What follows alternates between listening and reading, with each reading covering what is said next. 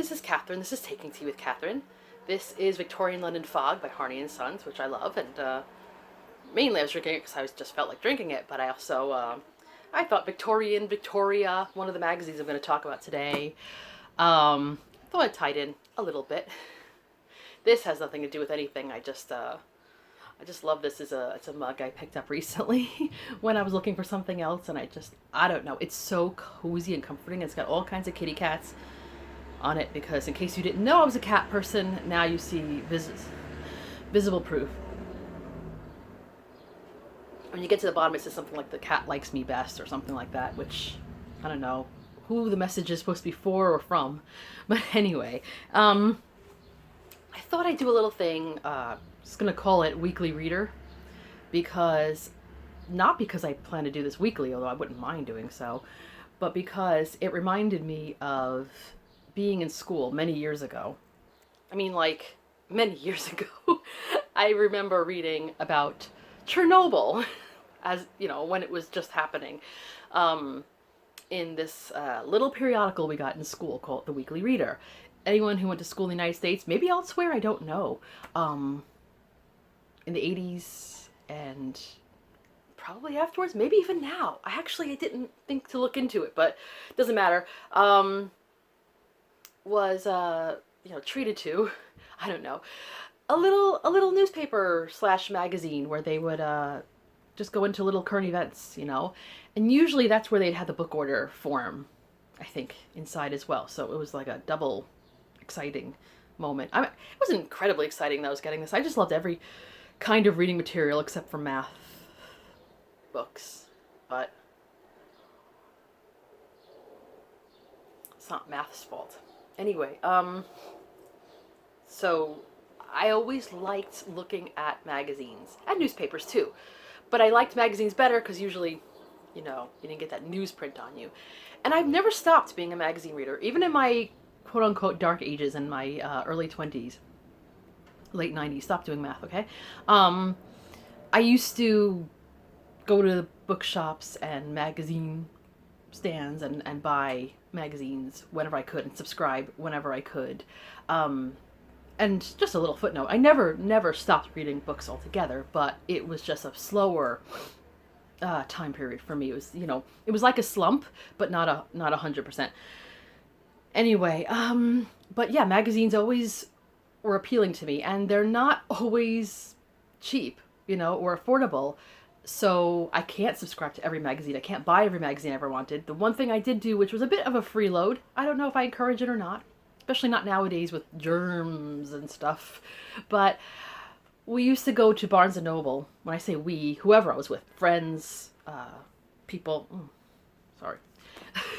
people who I was with, and we'd go to the cafe. You know, they started having a cafe, I guess, at some point in the 90s, and afterwards, whenever I could get to a Barnes & Noble that had these cafes, we would order a drink, usually tea, coffee, hot chocolate, whatever we were having, sometimes food, and just get a bunch of magazines that were maybe a little bit pricey. And at the time, I don't know about now, at the time, you just do that, and they usually had a little space you can leave the things that you weren't going to take with you and buy. So it kind of worked. So I got to read international magazines that I couldn't afford, or just, I would buy magazines, but just be able to catch up on things. And it was fun. It was my most fun act of freeloading, I think, ever.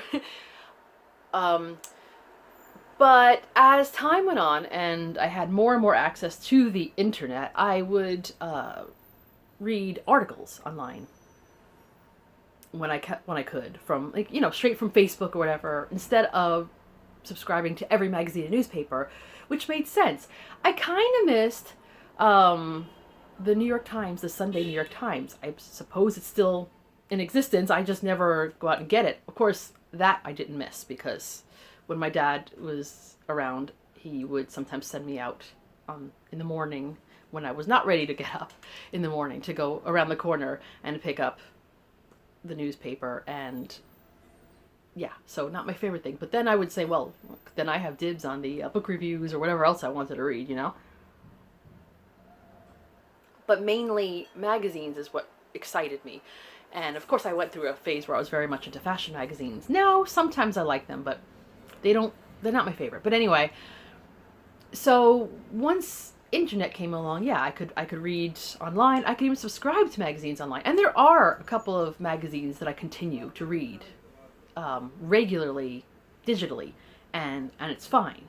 But in the long run, if I could choose, I would prefer to receive them on paper. I love the feeling of curling up with a magazine, whether it's glossy or not. 3 of the magazines I have that I'm going to show you today are kind of glossy looking, and the other one isn't so much. But so these are 4 different magazines, all slightly different subjects, but all kind of are an example of things that I'm into. Again, barring anything about cats, I think. Here, I used to when I first got our first cat. I think I subscribed to some kind of cats magazine or cat fancy or something like that. So there's so many.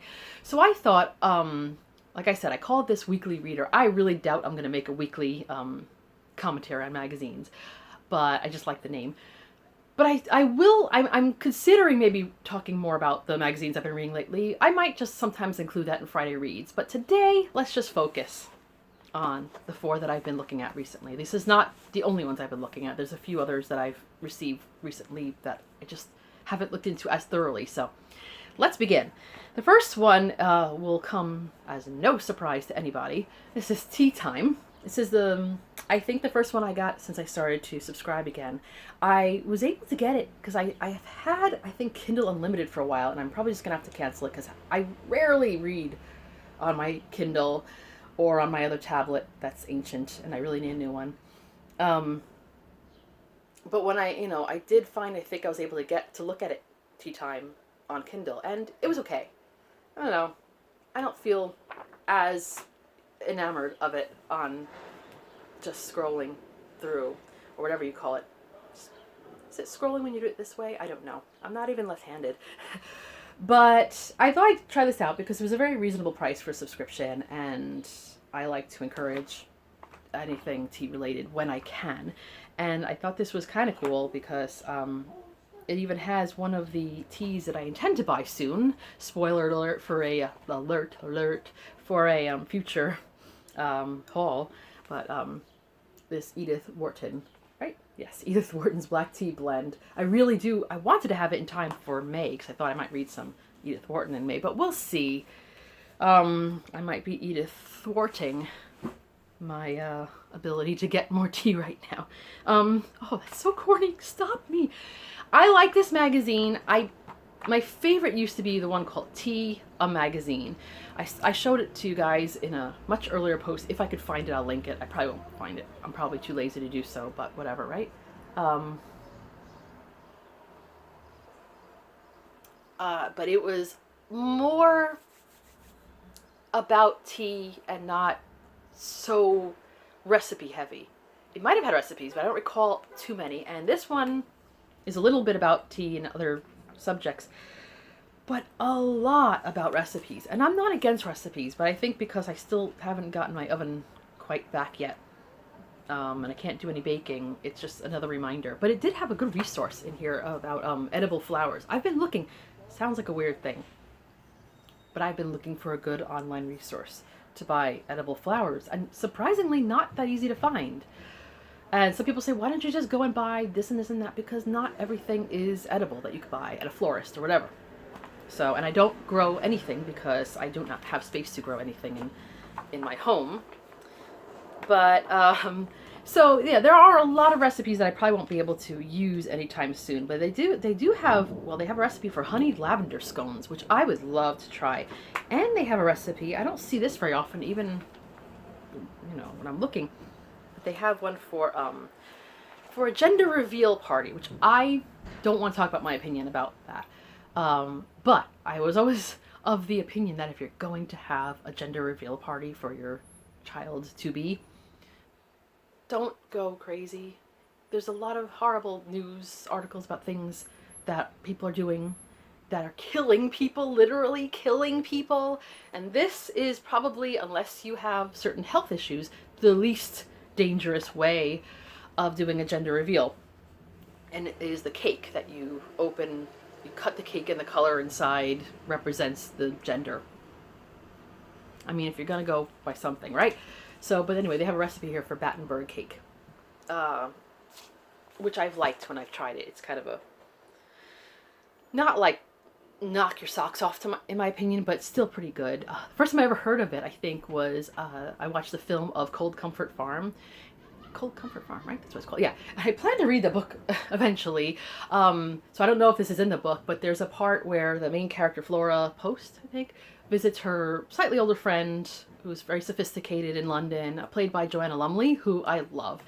And there's a part where she's sitting having tea with her, they're having tea with each other, and the butler comes and gives them a couple of cakes. And Joanna Lumley, who I've never seen talk about food very much because she was always on, I think I got her name right, on Absolutely Fabulous, where she doesn't eat ever. She gets excited. She's like, Battenberg. So like, I don't know why. That kind of excitement is very contagious to me. Oh, no one wants to talk about contagion anymore, do they? But, yeah, so just got me in the mood to try it. So whenever I could, I got a hold of it, and I did, and I liked it well enough. What's also interesting is it can be a tribute nowadays. Not that anyone really needs to do this actively, but Battenberg was the name of, you know, a family that became Mountbatten. The most famous Mountbatten, or one of the most famous Mountbattens, is Philip Mountbatten, who was Prince Philip for a very long time, until very recently, sadly. Sorry, I have the window open, so it's a little bit noisier. But anyway, that was a real tangent. Anyway, but it wasn't all recipes. There is an article here that I found to be very interesting, because it was very close to home, geographically. Where is it? Here it is. And it's an article about Serendipity, which is a tea company that I love. I haven't seen very much lately, but apparently they still make it, so I'm going to have to look for some. One of the founders comes from Queens, which I love, and the writer of the book Serendipity. So there was a couple that ran this tea brand, or whatever you call it, tea company, and his name was Tomislav. I don't know if I can pronounce it still. Tomislav Podreka. He was originally from, he was Croatian, but grew up in Melbourne, Australia, so that was kind of cool. Which you must have found interesting, meeting a wife from Queens, because there's a lot of big Croatian population in Queens. Just side point, I am from Queens, so I had at one time written to Mr. Podreka and look to see if they had any job availabilities when I was at a job I really hated, but I never heard back from him, and that's okay. But he wrote this amazing book, and they had an amazing tea company, and for a long time I think they had, their company was in Long Island City, but they may have moved it since then. Oh, it started raining. Can you hear it? Nice and cozy. But then in, what year was it? Was it 2006, I think it was? Anyway, he died from cancer, and that was really sad. So I really haven't thought too much about the company since then, because it just made me sad, but I realized they kept going, and now the what is her name, Linda Villano, she the co-founder, her siblings got involved, and now they run the company, it seems, together, and I thought that's kind of nice, you know. So I'm glad they had that article. They had many other articles that I liked, but that was the one that really made me happy. There was this look, a Catherine, the story of Silk Road Teas. Why can't I hold this up properly? So yeah. Anytime there's a Catherine. Oh look, James Norwood Pratt wrote this. He is also a really great tea writer. So if you like tea and reading about books, reading about tea and liking magazines, etc., maybe this one. I think they're related somehow to Southern Lady magazines. So they are a bit Southern United States focused. So that's pretty cool. And then I got Victorian magazine, which is one of my favorite magazines of all time. This latest article is, the latest issue is their French issue. And of course it has macarons in the front, which I have not talked about a lot on this channel, but I went through a really big phase where all I ever wanted was to eat those. Which wasn't such a bad thing, because I had a lot of friends who are gluten-free, and they're usually gluten-free, so I think it's like almond flour or something it's made from. and they opened up in Manhattan so many macaron cafe type places, or just everyone, even Starbucks had macarons for a while, and it just, was a big phase, and they're still around. You can still find places that have them, but it just kind of toned down a little bit. But now I'm realizing that I haven't had any in a while, so maybe I should look out for some. So that was great. But this wasn't my favorite article just because, and I'm not anti-French at all, but I'm not a Francophile. But it did have some nice pictures. Paris. I would love to go back to Paris someday. I don't know if it's ever going to happen. But what was I going to show you? They had something kind of funny here that I wanted to highlight. Because I love history and stuff. Where is the title? Inspired by French royalty. So they had different types of products, designs and things, just that they thought different types of French monarchs, etc. would like. So of course they have Marie Antoinette, Napoleon, Josephine, Empress Josephine, Napoleon's first wife, Louis the 14th. I think that's it. But so I thought that was pretty cool, and it is, and it does, and there are some really nice articles, South of France, etc. I was reading a little bit about South of France recently when I was reading about Eleanor of Aquitaine, so that ties in slightly. And then yes, but a whole article about macarons is pretty nice. So yeah, it was a fun read. I think that the one about England is probably the one I get the most excited over. Sometimes they have the blue and white issue, which is fun, but this was a really good one too. And I read most of O Reader, which is a pretty new, this is I think the 3rd issue of a book lovers, reading lovers magazine. I almost want to subscribe, but like this one and the one I'm going to show you afterwards, it's just a very kind of pricey for me type of subscription. But this is the 3rd one, and this is the 3rd one I bought, so I mean, if I keep wanting to buy it from the newsstand every time, I always think I'm not going to really want it. But then they always have enough articles that I want to read that I'm thinking to myself, maybe I will subscribe. I don't know. I like to encourage this type of magazine. And let me see. Let me show you some of the highlights. To me, everybody will have different highlights. This wasn't favorite article, but it was timely. A return to reading. It was someone who was in a bit of a reading slump, but then they got into a book group during the pandemic, and that was encouraging. Let's see. In defense of the ambiguous ending, was okay. Let's see. There was a book club in here that just read online magazine articles, which I thought that was kind of cool. Maybe people who don't want to commit otherwise. They always have pictures in the middle of the issue of just different types of bookshops or stacks of books that they see. And then this one made me laugh when I saw the title. A Room of One's Throne. Can you hear the thunder outside? This is kind of fun. A Room of One's Throne, which is just basically about reading on the toilet. Look at the picture though. This I don't agree to. It's not so much reading on the toilet. That's, everybody has, an opinion on that, but if you want to, some people get their best reading done there. But I don't, no. I'm sorry, but you don't want to be a continual input-output, and it just seems gross. Okay, that's TMI, but, I do not take tea on the throne, okay? Or coffee, or anything. No. But again, that's your choice. But it was just it was an article about reading on the toilet, and there was interesting quotes about, who was it? Well, the psychiatrists, psychoanalysts who had their own thoughts about it. Henry Miller's thoughts about reading on the toilet were kind of weird, but yeah, it was about women especially reading. Was it him that wrote that? I don't know. I got a little confused, but it kind of, but the I think the person here had a bit of a slump reading, but then they started reading on the toilet, and that kind of got them into it. So back into reading, I should say. So if that's good enough for me. But, I mean, Henry Miller being quoted in an article about reading on the toilet, just...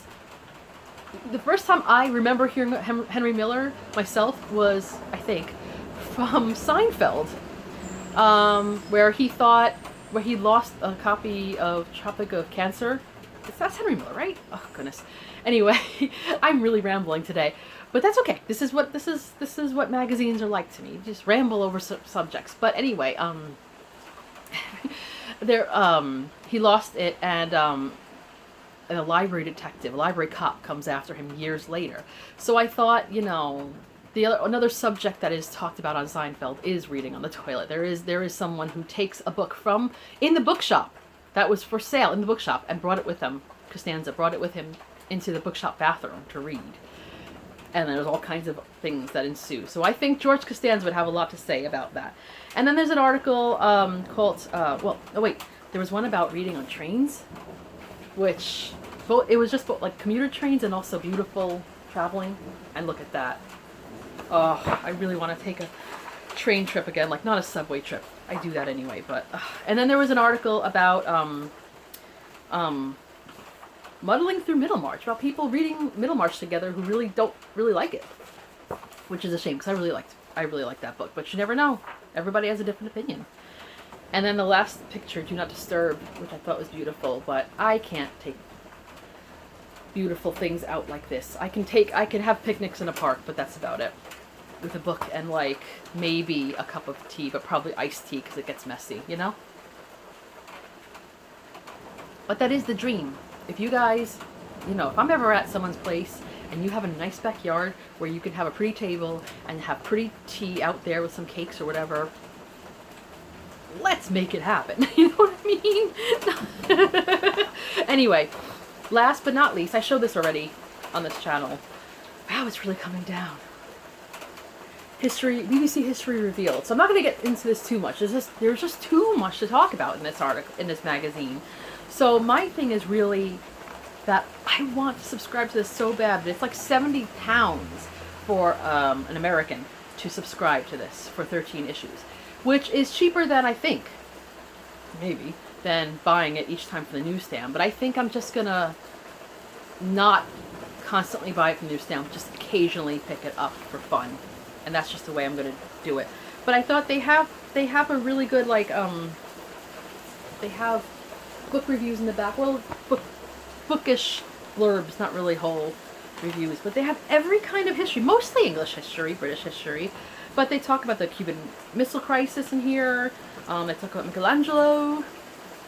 They talk about, again, Sir Arthur Conan Doyle in the case of George Adalji, which I talked about recently. I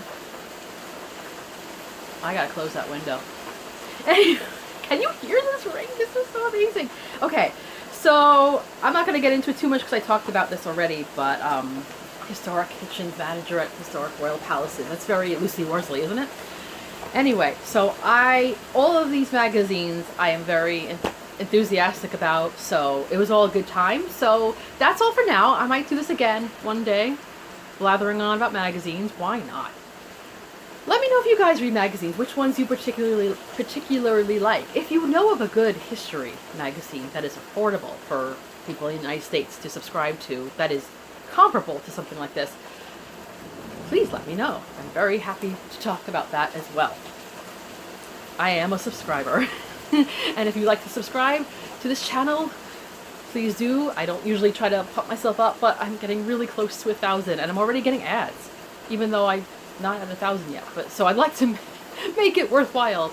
So that's all for now. I hope you're having a good day, and I hope you're not caught out in this rain in any way. This is Catherine at Taking Tea with Catherine. Have a lovely tea and magazine-filled day. Goodbye.